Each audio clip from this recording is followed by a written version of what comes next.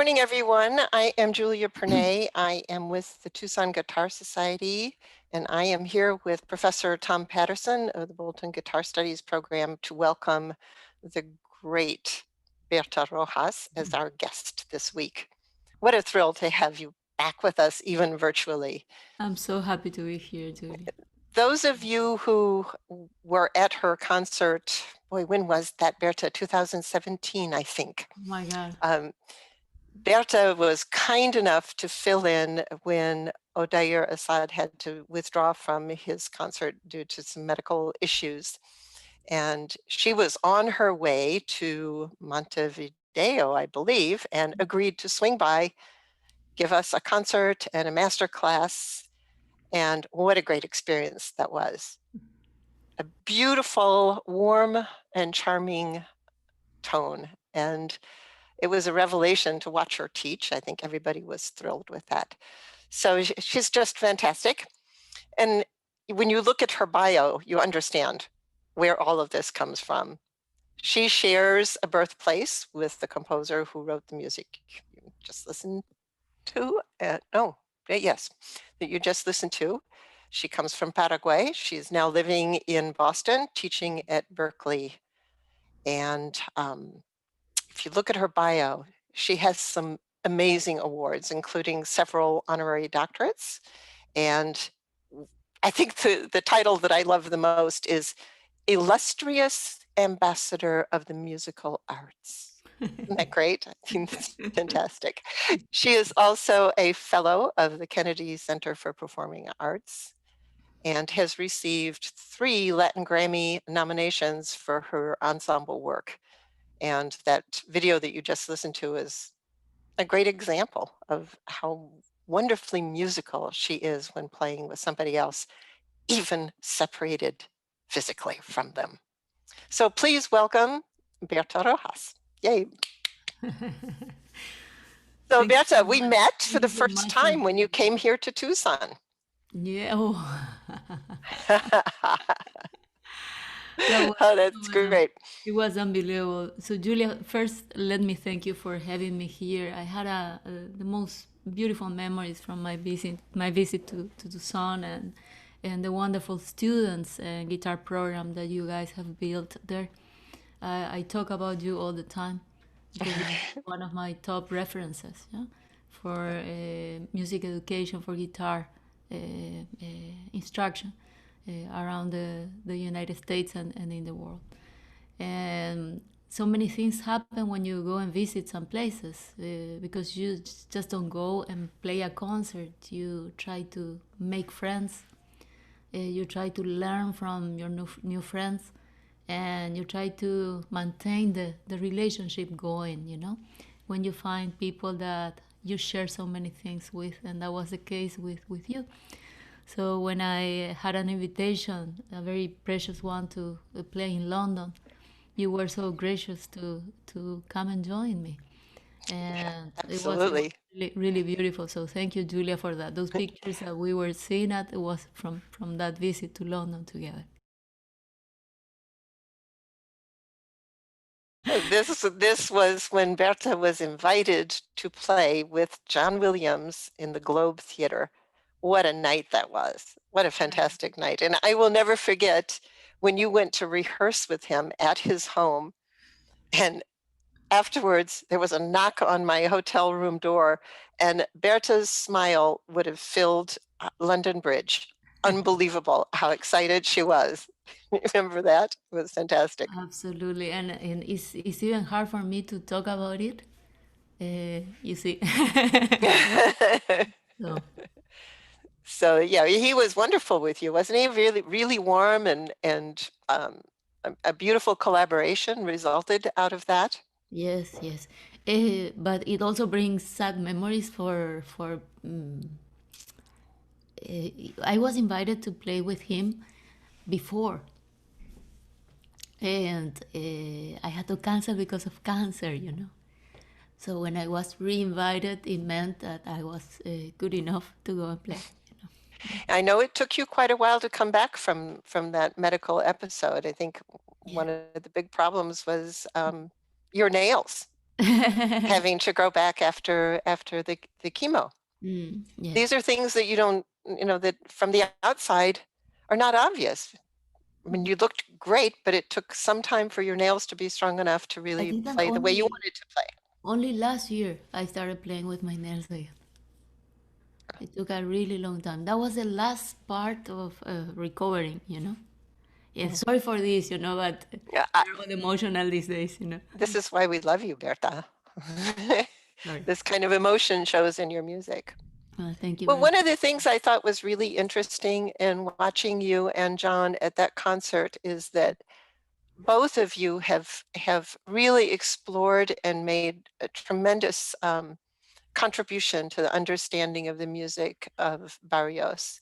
Maybe you could talk about that a little bit.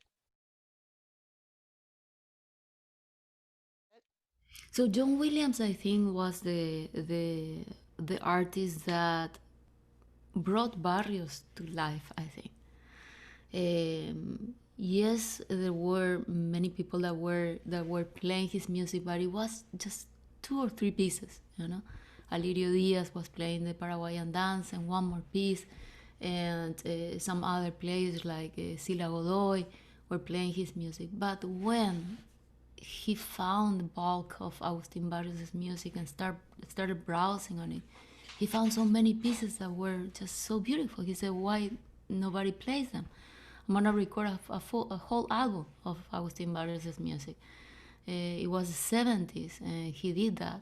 So it was a combination of beautiful music, a great performer, and a label that could show that music around the world. And I think that was the beginning of the rediscovery of the music of Agustin Barrios. And I will never forget, Julia, when I was in Paraguay. I don't know, 10 years old, something like that at the time. And we got the LP. I think the title of the LP was simply Barrios, John Williams plays Barrios, right? The original version. Then he re-recorded it, yeah. And I was a young guitar student, and listening to that music sounds so beautiful, made me so proud of this Paraguayan musician. So many times you need somebody from abroad to come and tell you how good your music is, the music of your country, to come to a new appreciation of what you have in your country. So I became immensely proud of the music of Agustin Barrios, and I just wanted to play it. That's really, I see, I didn't know that that's when you fell in love with it. So it Yes. was not just part of what you grew up with. No, not really. I of course took lessons more seriously then, and I started learning the music of Agustin Barrios in my lessons. But it wasn't only the music that my teachers wanted me to play. It was also that beloved composer that could sound that great, you know. Yeah. So it went to a new dimension for me after listening to the magic that John Williams was able to produce playing the music of Agustin Barrios. What do you think makes his music just so enchanting? I always say that the music of Agustin Barrios it comes from a very natural way of communicating, right? Um, when I think of the historical context in which he was writing his music, I don't know if you know, Julia, but Paraguay underwent two big wars. One of them was 5 year long. And some people call it the Latin American genocide because it was fought against Argentina, Uruguay, and Brazil. Wow. So 3/4 of the population of Paraguay died during that war, which was called the Triple Alliance War. So that war ended in 1870, right? And only 15 years after the end of that war, in a Paraguay that was barely starting to be rebuilt, is when Agustin Barrios is born, right? He was born in the countryside. Yeah. So I can only imagine how hard must have been for this talented young musician to even get instruction, to have books, to have anything, just to enrich his childhood as musician. Wow. So his talent was a natural talent. You know. Then he got the great inspiration that came from an Italian master that went to Paraguay to teach Nicolino Pellegrini, who taught him music. In those days, it was a custom that some Italian masters would come to Latin America to conduct bands and to start orchestras. So it happened that this master came to Paraguay and he took Agustin Barrios as a protege. But mainly, Agustin Barrios is a product of his own inspiration, his own talent, his own motivation to pursue, in spite of having so very little motivation from the government or from anybody else in Paraguay, who was really busy just trying to rebuild the country. That's incredible. What about his parents? What kind of family did he come from? He came from a family of his father apparently was some sort of a consul from Argentina in Paraguay, right? And his mother was a school teacher. So something that would have been a treasure for anybody else in Paraguay. They owned a library, like they really had a collection of books, and his parents were well educated. Right. Yeah. As I wondered when you said he came from the countryside, I thought, wow, how did he ever Yeah, but develop yeah, with after such a massive war? yeah, Usually countrysides are pretty devastated. absolutely, and that was the case in Paraguay too. But he was fortunate to receive that instruction in his family. And it shows in his letters. You see the calligraphy and the depth of somebody who really was well instructed. He wrote beautifully. Yeah. And meaningful letters in which you can appreciate that he was a man of intellect. Do you think his musical inspiration was more South American, or would it have been more related to the instruction that he would have gotten from Pellegrini. Italian foreign masters, or both? Yeah, I think that the both clearly more Latin American than anything, right? And his ability to use a classical technique to play Latin American rhythms, and to use that as an inspiration to write his classical pieces. So he was, I think, blending both worlds together beautifully. Yeah.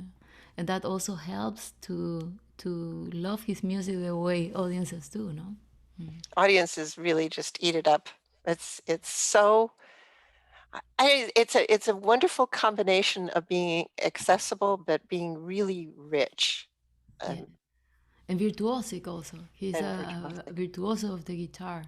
Somebody who really Right. know how to bring the best of the guitar in his music. Because I think of someone like Atahualpa Yupanqui, whose music is very accessible, and I love it. I listen to it all the time in the car. It's great music, but you never really hear it in concert except from Roberto Acel. And I think maybe it's because it's just that little bit more folkloric than Barrios is.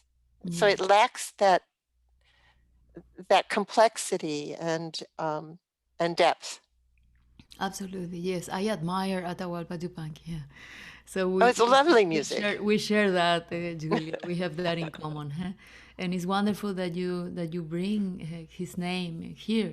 What a great artist he was. Also for his philosophy. And his stature as an artist. Really really admirable. Well, You certainly know, Roberto Osel has made a point of keeping that music alive, going through his papers and good so for on. him. And also the young generations of Argentinian guitarists. You know, Argentina is a country of guitarists.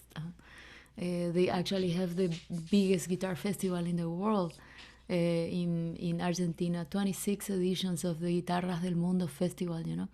And the way they keep this festival is that they have an Argentinian guitarist and a foreigner team up and tour the country, you know. And so they get these partners that are going to travel for an entire week, and other groups will travel also, right? So at the end, they will have covered 150 cities sometimes. You know? Wow, that's great. It's an amazing, amazing festival, you know.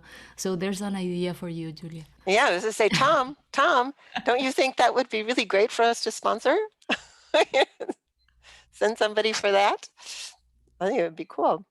So what about another composer that I think is sort of underheard is Lauro. Mm.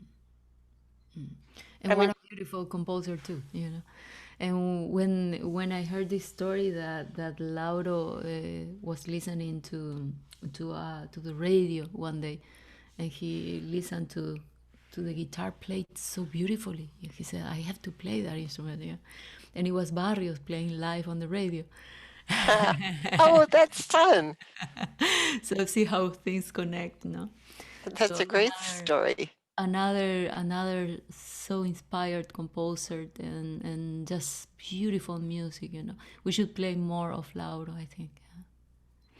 I agree. I think again, I think sometimes musicians feel like it's a little too simplistic, but for sort of the just music loving who's not educated in music audience, Mm, it's very engaging and draws you into what can be then a more complex piece of music to follow. I mm. think they're very, very um, engaging pieces. We are afraid sometimes of the simple pieces. Yeah. We are afraid of of silence or afraid of simple lines. Well, and but I Because find, we as feel a that way. non-musician, I'm a music lover, but I have no training, and uh, I find that a purely virtuosic concert is very tiring. I mean, it's just, I, I mean, I can listen to some of those pieces and enjoy them, but a whole concert of them I find really exhausting because I have to, there's not the pure just pleasure factor. It's engages too much of the intellectual side, and there's lacks for me with my lack of training um, a balance. Yeah, and there's room for every different approach to music, you know. But I find that the poetry is somewhere else, you know. Mhm. And more notes you have, there's less room for poetry sometimes, you know. Sometimes. Well, maybe we should take a little break, and Anna, maybe I could have you cue up the Casa Zappa of Barrios. That would be a nice opportunity to hear Berta playing low.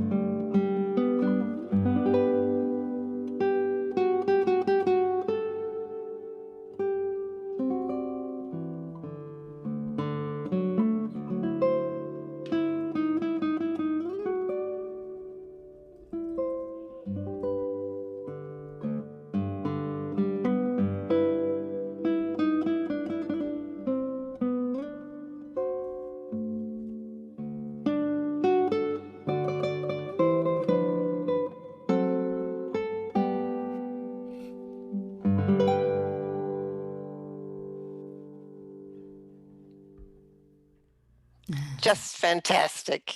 Oh my. Brings many beautiful memories. One of the things that I think that video makes me think of is how much music just seems to be a part of everything in your life.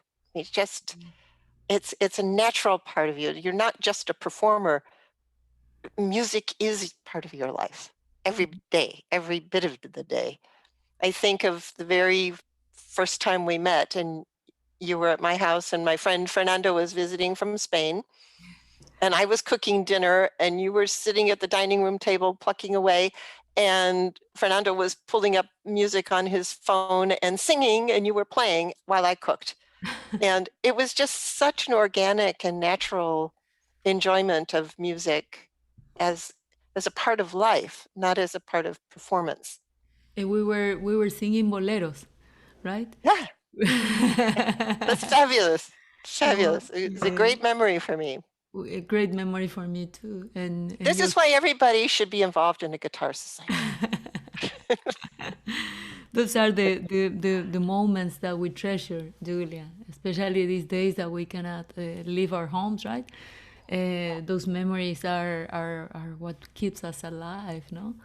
And So looking speaking of forward for leaving those. home, Yes. this love of the music of Barrios resulted for you in this famous tour that you did Yes. on the trail of Barrios. Maybe you could talk to us a little bit about that, because it really brings up the focus that much of your career has had on your ensemble playing. Yeah. So I wanted to retrace the steps of Agustin Barrios through the 20 countries that he visited in Latin America. So I visualized a project in which I was going to be playing in some of the main halls that he played, and some others that he would have loved to play. And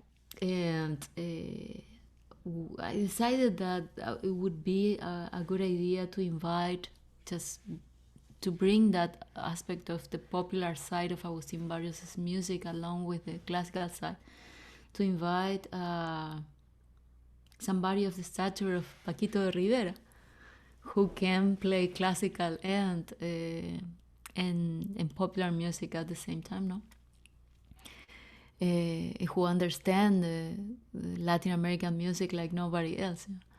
So, what would happen if the music of Agustin Barrios is played by Paquito, no?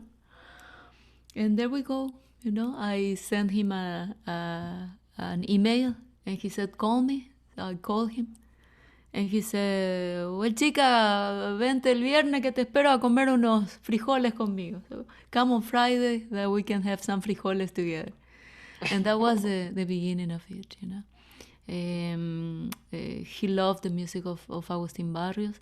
I played for him like 2 hours, and he just kept asking for more pieces and more pieces. He loved the music, and he loved the project and the idea of traveling together, and we did. So of the 20 countries, we did 16 with Paquito. Uh, uh, and in these opportunities, I think that the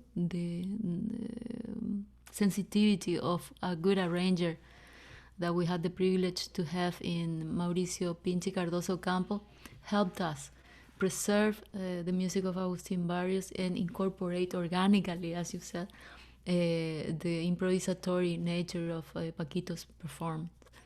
That gave us the privilege of receiving the first Latin Grammy nomination ever for a Paraguayan artist in the album that we recorded together. It was received with so much enthusiasm by people all over my country, because it was the first time, something like that happened, and especially because the album was all music from Paraguay. Dia y Medios, the name of the album. It is on Spotify or Apple Music if you wanna take a look at it later. A day and a half, because that's all the time that Paquito spent in Paraguay up to that moment. He arrived on one afternoon, played a concert with me the following day, and depart the day after. So total time that he had spent in Paraguay was a day and a half. Wow. Well, maybe we should cue up a video of you playing with him. That'd be great. That'd be great. Y ahora machiche, que es otro ritmo brasileño. A ver si no se me parte un dedo con esto porque está dificilísimo.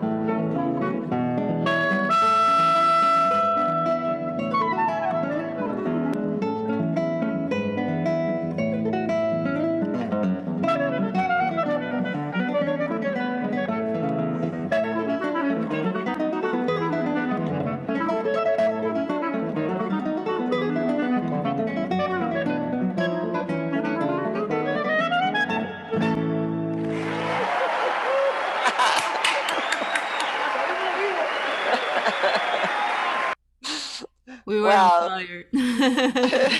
So exciting. So So exciting. beautiful. That the whole project was so beautiful. Imagine, Julia, for me, a privilege of performing with Paquito.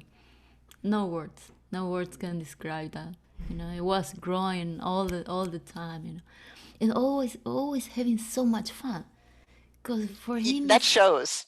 it's fun. It's just fun. You know, for us classical guitar sometimes it's hard, right? It's hard work because the guitar is so difficult. You know, and just going on stage with him, who was all relaxed and happy and having fun with it. Oh my god, really life experiences, you know.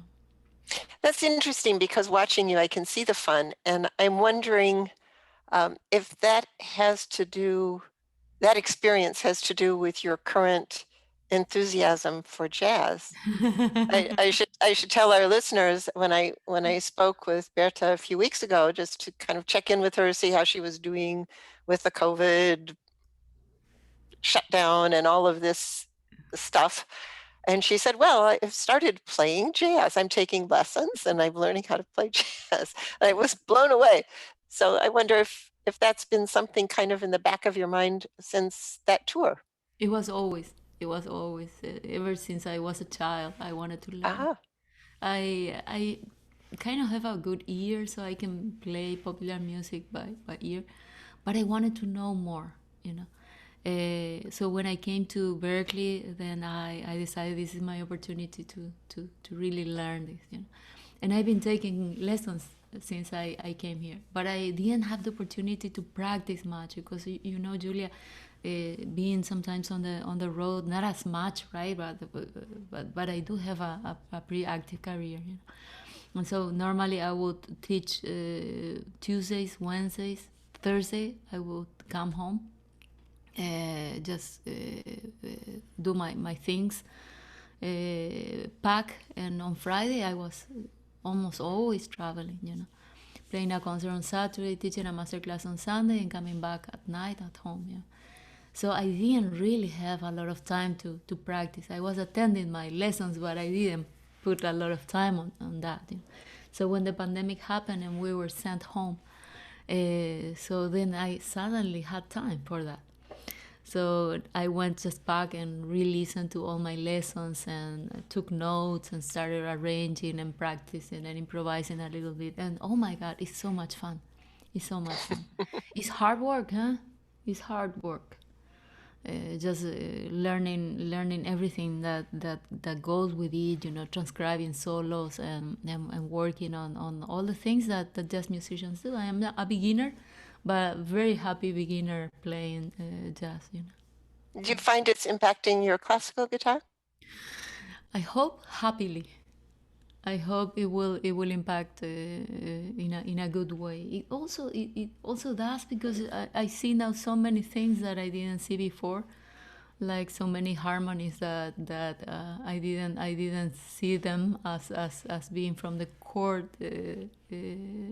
language to see, and that now I see more easily, you know, and also the way jazz players see the guitar, you know. I think it really helps, you know. I wish I would have more time. Still, I am busy, busier than ever teaching. Yeah, because I put my head now in Berkeley 100%, and I am a committed teacher, and I try to really be there for my students all the time and in every way that I can. And preparing my class material and really being avid to learn so I can have more things to show them, no? So hopefully all of this is gonna impact on Berta being just a more rounded musician, if anything, you know. I do think this COVID shutdown has put a lot of pressure on teachers to do more outreach, more encompassing teaching because you're missing the face-to-face interaction. So the communication just takes longer and is you have to pre-think it. It's not a natural give and take that you have when you're face to face. You have to anticipate much more. Would you Yeah. agree with that? Yeah, absolutely, Julia. And you finish your day a lot more tired than you would have if you were in one-on-one lessons in person, right? But it also opens some opportunities. For instance, you were talking about Atahualpa Yupanqui, no? And so I had a student from Israel who is in love with the music from by Atahualpa Yupanqui. So he comes and he wants to learn this samba with a C, right? Which is an Argentinian rhythm. And I have some idea as a Latin American, and especially from Paraguay, we are so close to Argentina. No? So I had some idea on how to play a samba, but of course I speak the Argentinian musical language with a strong accent, as I do with English, right? And so I said, well, why not call my friends in Argentina who are the experts on this? You know?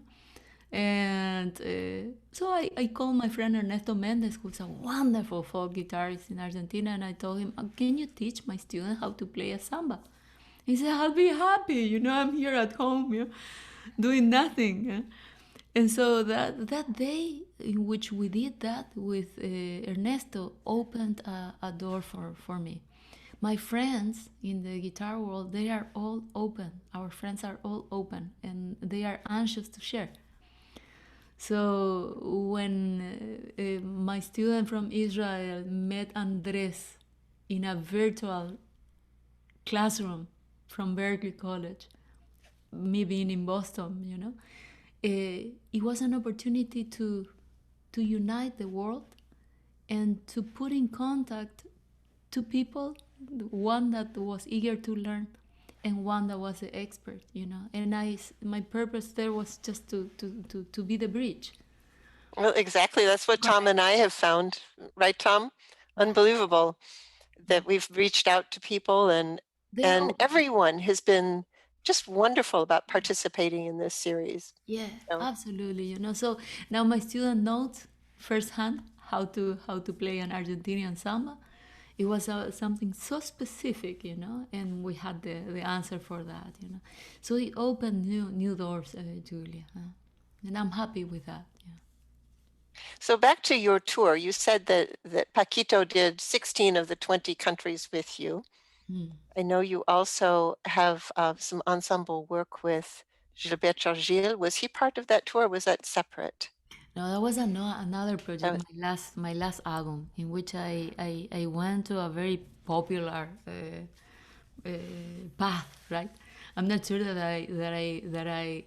I can follow that path more than what I did on that album, but it was certainly my most popular album for the music that I recorded. No, maybe we could hear that one, Anna, if you could get that one ready for us. Yeah. I think it's very interesting. The one with Toquinho, no. Oh, you would rather have the Toquinho? I think it's the Toquinho, the Recuerdos de Pacaraí, the one that we want to listen to. So we decided to visit Brazil musically on that album. So we did an orchestral version of Felicidade, an arrangement for guitar by Roland Dian, and my friend, great conductor and arranger from Argentina, Popies Patoco, put together an orchestral version of that. And we also did some collaborations like this piece with Toquinho, Recuerdos de Pacaraí, which is a famous guarania from Paraguay. Also did some collaborations with Gilberto Gil, as you just mentioned, and also with Ivan Lins, playing his famous song Comenzar de Nuevo, Start All Over Again. Yeah. And this is from the album Felicidade, Recuerdos de Pacaraí with Toquinho.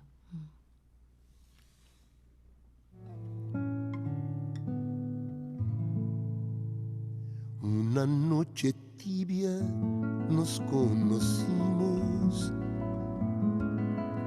junto al lago azul de Ipacaraí.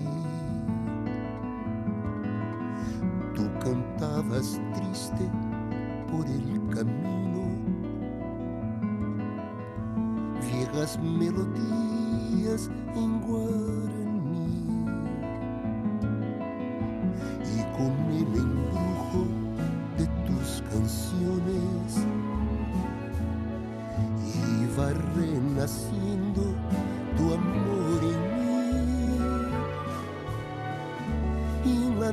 noche hermosa de plenilunio, de tu blanca mano sentí el calor que con sus caricias me dio el amor. ¿Dónde estás ahora, Uñataí? Que tu suave canto no llega a mí. ¿Dónde estás ahora? Mi ser te adora con frenesí. Todo te recuerda, mi dulce amor, junto al lago azul de Ipacaraí. Todo te recuerda, mi amor te llama.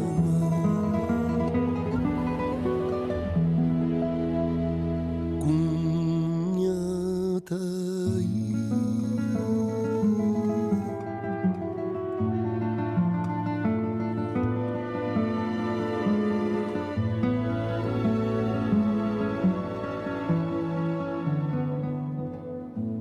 Una noche tibia nos conocimos.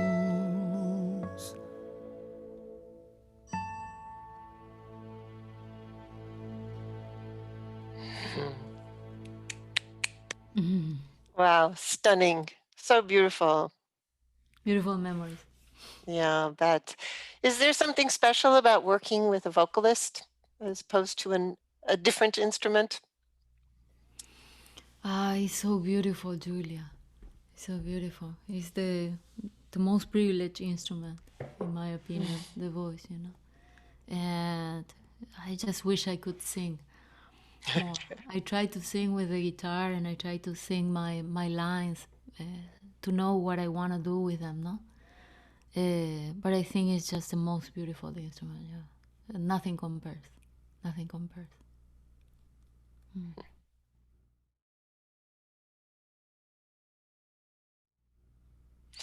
So I think it would be a shame to finish this discussion without talking about your focus on education and on young people. My passion.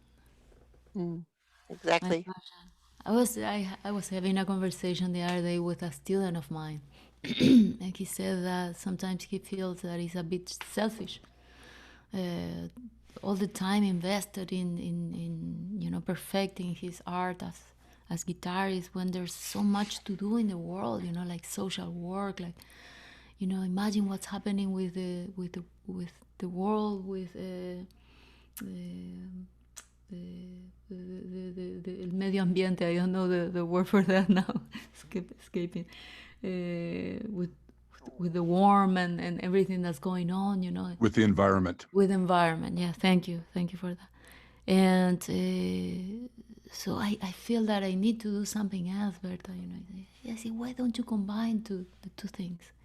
Why don't you do it with the guitar? The guitar is a powerful instrument to convey a message. And that's what I try to do with the guitar in my country, in Paraguay. Yeah. I was very preoccupied with the level of corruption, the systemic corruption there is in my country, with a high percentage of poverty in Paraguay, and a government that is so inclined just to continue with this systemic corruption, and the lack of motivation you see in the young people, because they don't find that they can have a room, where everything that matters is who you know, not all the things that you have done to try to enrich yourself and be prepared for the opportunities. The opportunities seem to always go to the one with connections, So all of that really bothered me, So I said, I have to go and talk to them and tell them that it matters. It matters that the discipline matters. It matters, your honesty, your hard work. It really does, Look what happened with somebody who believed in his dreams, like Agustin Barrios did, Imagine what happens when you work so hard just to polish your art, and you see your fingers responding, And the more you try, the better it sounds. So I want to talk to them about those things, what you can do with hard work. And that started being just a timid first meeting with them. And then another year went and more schools opened for us. And without us even noticing, I was playing 10 concerts for schools or 15 per year. And I reached over 50,000 kids in Paraguay It's with that fantastic. project. With that project. And so the guitar was a powerful tool to convey a message and to try to motivate them. Yeah. And I'm so happy when I meet young students who tell me, I was strong enough to pursue my dream after listening to you talk about all of this. And that really, that's for me is just the best rewards that I have in my career. So those are pictures of some of the visits that we did to different schools in Paraguay. I went all over, north, south, east, west, schools of every social level. I had the most wonderful time speaking also to them, playing with them. We had a question and answer session at the end of every meeting. We could talk openly, and it was just a beautiful experience.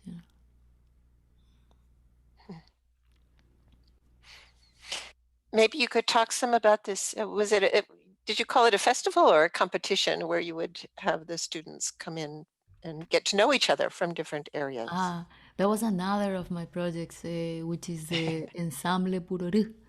The Ensemble Purorú was a guitar orchestra in which I invited 25 kids from Paraguay that were selected by a competition on YouTube, just to have a guitar orchestra with kids from all over Paraguay. And so they got together once a month in Asunción. We paid all the expenses for them to come. We paid the hotel if was needed. Some of them will travel with one parent to accompany them. We covered everything. We paid the best teachers to come and teach them. We had a whole production team just to take care of them. We fed them. We did everything we could to try to spoil them. So that the only thing that they needed to do was just to play the guitar and have fun. So they got together 10 times a year. We did this for 3 years. And as a result of that integration, them playing together, we have friends now, guitar friends, all over Paraguay. Duets, trios, quartets, because they don't no longer play as an orchestra. I switched to a different project because I thought that I did what I wanted to do with them, and I gave them what I wanted to give them. And even Bilkan and Geyser came and visited us. So it was really, really, really beautiful. And so that was my one of my most treasured projects also. They went to perform in Argentina. They had a trip at the end just to close this project of 3 years. And they went to play at the Centro Cultural Kirchner to a full house.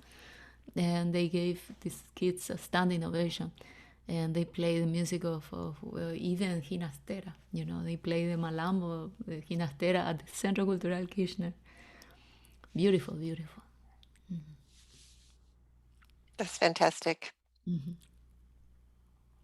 I think it's really fascinating to see how much you have this philosophy of life that affects your music and particularly affects how you approach your career.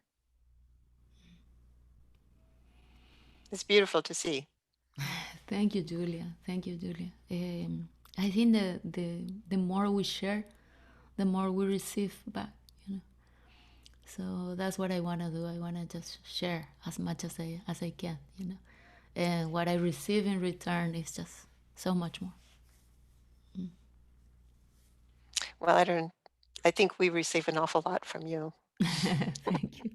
Thank you so much. I want to take a moment to thank you so very much for talking to us and sharing your thoughts. And it's noon, so I think we should open this to some questions.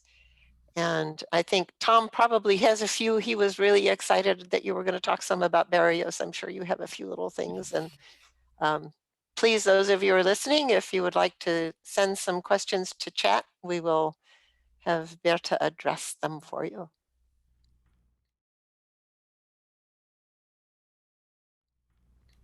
First of all, thank you so much, Berta. You're amazing. It's great to see you, great to hear you, great to review the extraordinary things you've done with your career, and it's an inspiration for all of us.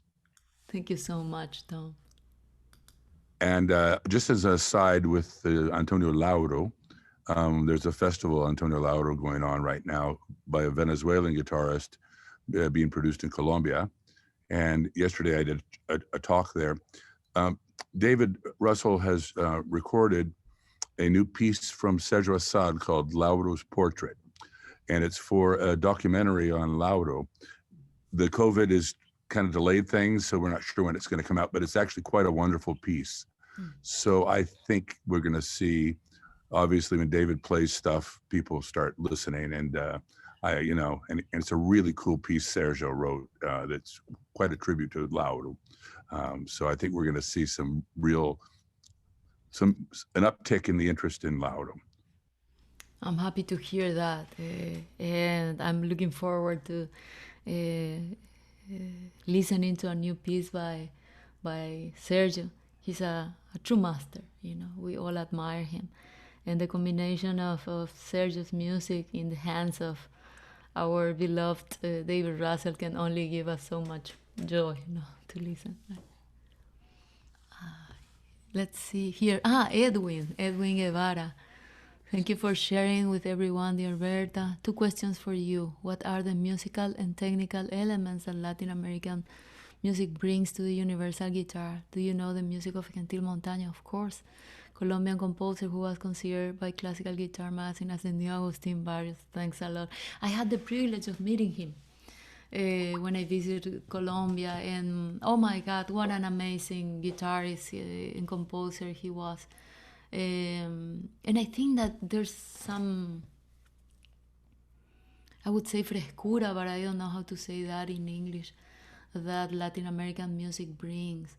The variety of rhythm, the joy of some of these rhythms, I think it brings a new light and a new energy to the field, the freshness, of course, and to classical music. And I think we classical players also benefit a lot from going and listening to this music being performed, like happens, for instance, with the choro, When you go to the choro houses in Rio and you listen to them play, when they connect all the tables together and music comes from here, from there, from all over, and they are living that music. It's so natural and so refreshing and enlightening. And I see that we can learn a lot from that energy flowing that we feel and the freshness that we feel in Latin American music. That happiness, I think, is very necessary, and I'm looking forward for more of that. I think that's true. And what's interesting about that joy and that naturalness is that when the music is sad, it makes it even more poignant. Yeah. By contrast. That is true. That is true. That is true. Anybody else have some questions for Berta? I have a question. Go ahead. It's Jose Luis. Hi, Berta. Hello, Jose Luis. I have a question about the movie of Barrios that came out a few years ago. Mm-hmm. I'm curious about how was the collaboration? How did you choose the music that for the movie? Was it like a mutual thing, or did they choose what they wanted to I recorded play, a whole lot of music, and I did my part the best I could. And then you learn something in this industry of movie making that is very vertical, and the director is his work of art, you know. So we all did our parts, and the final result is the vision of the director, you know. And so what we see there is the work of the director, the Chilean director, and I'm not sure that. I think I would have loved to listen more music by Barrios on the movie, but I'm just happy that they made a movie on Agustin Barrios. You know, I'm happy for that. And you, as always in life, you do the best you can, and let it flow, right? Thank you. I have a question for you real quickly. There is a documentary film, and it was before I could record it, called Bananas is My Business, and it was about Carmen Miranda, who is a wonderful singer. Besides being the lady with the fruit on her head, she was actually she was a great artist. And she won a national competition, a singing competition in Brazil that launched her career. And there was a guitarist playing with her on stage, and it went by really fast. Do you know if that was Barrios? It looked like him. Do you know anything about that? I don't know, but I'll see if I can find a documentary, Tom. You know. Yeah, it's an amazing documentary. It's a bit sad, but it's quite extraordinary. And Garoto played with her, and so did Laurindo Almeida. Both those guys played with Carmen. Yeah. It could have happened. I don't know. Well, maybe you could talk to us just a few minutes about what kind of advice or sharing you are doing to students who are really faced with a situation none of us could have predicted a year ago, and how very stressful and psychologically difficult it is to deal with this COVID and isolation. And is there anything that you're talking to with the young people who are in your life now of how to approach that and find some inner peace in spite of the turmoil that we're in? I don't know. Probably is the same with you, Tom. But I find that people that are used to hard work as classical musicians, we know discipline, and that help us overcome this moment. You know, we organize a schedule. We are gonna have what is important for me to have. So it's important my mental health, my physical health. It's important my time to practice, my time to grow. And you set up your priorities, right? So I try to start my day meditating a little bit. Then I try to take walks. I try to organize my day. What is it that I want to do today? But not only for myself and for my personal growth, but also to try to enrich the world. One thing that you can do, a telephone call to a friend, a little time that you can spend just to send a thank you note, or to tell somebody that you care and that you remember. You know? I think those things are also important nowadays. You know, so I would tell them to organize, to write it, and to try to follow a healthy routine that combines all things that make us happy. You know. And as much as we need to work, we also need to take care of ourselves, of our physical and our mental health. So resting is also important, you know. So that would be my only advice for students, you know, to make room for all the things that make us happy as human beings. This was fabulous. This is so great. Anybody else have questions? Otherwise, we're gonna I have a question, Berta. So you talked about going to hear Choro in Rio and so forth. Often, you know, you have the background of hearing the music, the cultural music that also probably is somewhat similar to the music that inspired Agustin Barrios. What popular Paraguayan musicians could you suggest to us that we could listen to just get a feel for the swing that this music has, that you know, maybe Europeans or Americans really don't have such a clue on how that feels, right? Okay, I'm gonna take your challenge, and this is what I'm gonna do. I'm gonna create a playlist for you. You're gonna receive it tomorrow at the latest. Bingo. I'm gonna put together the things that I want you to listen, okay? And there are gonna be 2 albums there that are my referential albums for Paraguayan music. One of them is by Oscar Caroso Campo, and the name of the album is Piano Paraguayo. And the other is Juego de Niños by Lobito Martinez. Those 2 albums. And then I'm gonna send you a list of things that I want you to listen, okay? And you are welcome to share that with all of the people that so graciously attended today's talk. Okay. That's fantastic. I couldn't ask for a better response to that question. It would be my pleasure, Tom. It would be my pleasure. That's great. That's great. Well, Anybody else? More questions? Anybody? Think of questions, and in the meantime, she's a great resource. I do want to take a moment to, of course, thank Julia. The collaboration with Julia has been one of the great gifts in my life. I'm a very fortunate person, and she does so much for the community here, and everybody that knows her, we have Julia and nobody else has Julia. So I want to say thank you to Julia. This is to Julia. Thank you. Thank you, Tom. Also, I want to say thank you to Ana Maria Iodaki, who's an extraordinary guitarist, and she's just making this idea that I had just to kind of do what Berta was talking about, what Julia was talking about, fill in the gaps with what's going on.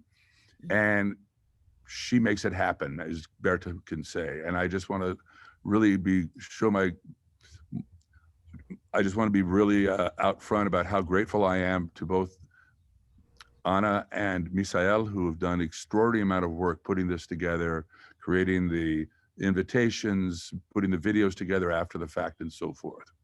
Finally, I want to say that next week, it'll be the last, yes, Ana? Next week, we're going to have the last lecture in our fall series. That'll be the final one for the fall. And it'll be David Russell, and he's going to be doing a workshop on tremolo. I think most people would agree his tremolo is rather wonderful. And David is super good in explaining. It's not just he can play great, he really knows how to explain. So I think it'll be really super, and it'll be both here and on Facebook Live. So look for that for next, and you can just share this freely. The Facebook link, as many people, the more people, the better. I think we had about 5,000 people for the one he did talking about Sergio Assad's music. That's great. And so Berta, you can certainly tell your students about it, as Wonderful. I it's will. available for everybody. Absolutely, absolutely, Julia. And thank you for creating all these wonderful opportunities. Yeah. Well, this is absolutely fantastic. Anna, maybe we can just close with one more video. And Berta, thank you so, so much. Thank you, Julia. And it's a delight to see you looking so great, and to see you in your home, which is beautiful, and to kind of have a picture of what your life looks like. It's really a great gift. Thank you. Thank you so much, Julia. It's a small apartment. I live in a 1-bedroom in Boston, so pretty much this is what you see is what you get. Yeah. And I discovered that I don't need more, Julia.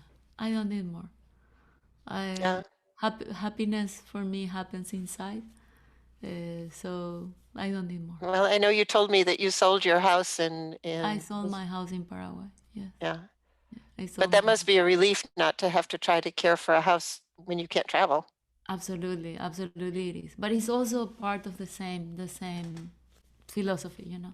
happiness happen inside.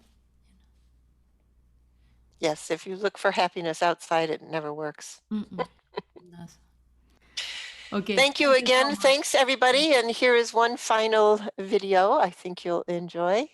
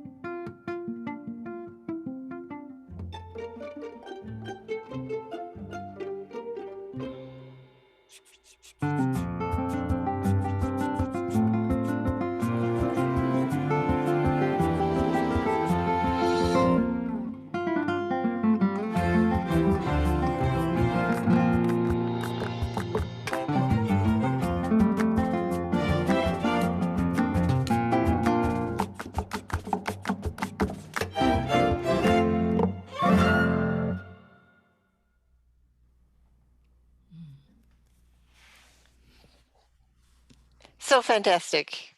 Thank you so much. Thank you very much, Berta. Thank you. And I hope to see you in person really soon. I hope so too, Julia.